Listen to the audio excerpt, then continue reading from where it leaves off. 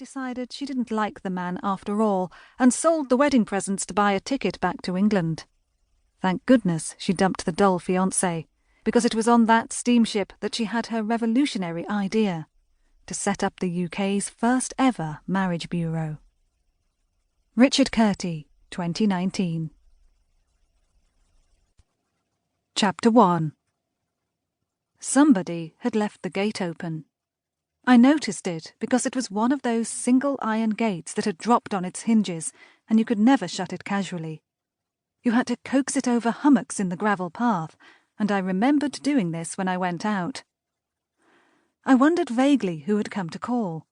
Probably it was one of my mother's usual country visitors, and I didn't give it another thought, as today I was feeling particularly happy and carefree.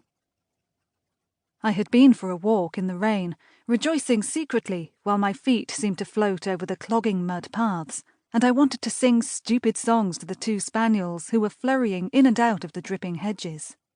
Nobody knew what those last 3 weeks had been like, or what a release I was now celebrating. What did it matter if it was a gloomy day? I looked across the lawn at the square-towered village church and its wet grey walls, at the mulberry tree in the middle of the lawn standing like an old man in a heavy damp cloak, and the dark group of yew trees at the end of the path. And I took hold of a branch of rhododendrons and shook it light-heartedly as I went past, so that the overloaded raindrops showered on my mackintosh. Nothing could possibly be sombre for me that afternoon. The short garden path belonged to my home in Cambridgeshire, a simple farmhouse that had stood there for 500 years. Still in my gayest mood on this summer afternoon, I opened the front door into the wide stone hall, and heard something that made me stop quite still. Suddenly I realized the awfulness of what had happened. My gay mood vanished before the mockery of the disaster I had done so much to avert. I dragged off my Wellington boots and stood them in a corner on the stone floor away from the rug. I was staring at the familiar copper log-box and listening to the slow tick of the grandfather clock. It seemed hours instead of seconds before the voices spoke again and made me more certain of what I dreaded to believe. For the past 3 weeks I had sat in that hall, listening for footsteps outside. Whenever they came, I darted towards the door, and as the maid appeared from the back of the hall, I had to look as if I had just happened to be going out at that particular moment.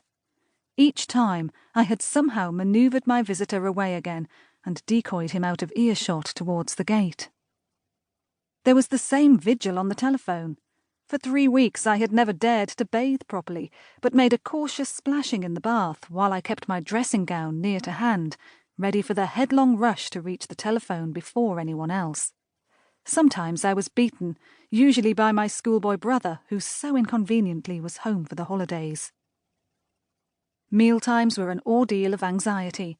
Often, just as I was lulled into a false sense of security, enjoying my soup and thinking the whole thing was safely over, my mother would say, "Mr. X rang you up." She always said it without comment, but in a way that made me feel she wanted him explained. Or my father would suddenly come out of a reverie about the cows and horses to give me a message from yet another caller on the telephone that they had never heard of before. I used to think how scandalized they would have been had I told them I had never heard of them either. How could I ever tell my family that I had put an advertisement in a matrimonial weekly? I did it because I was planning to start a marriage bureau, and I wanted to find out how the matrimonial papers worked, so that I could follow my own lines with the bureau and be sure I wasn't copying anything that already existed. What better way to find out than to become a client? So I paid £5 and advertised for a husband. But in my zeal over the experiment, I never gave a thought to the consequences, and these took the awkward shape of a continuous flow of would-be husbands who made surprise attacks on my home.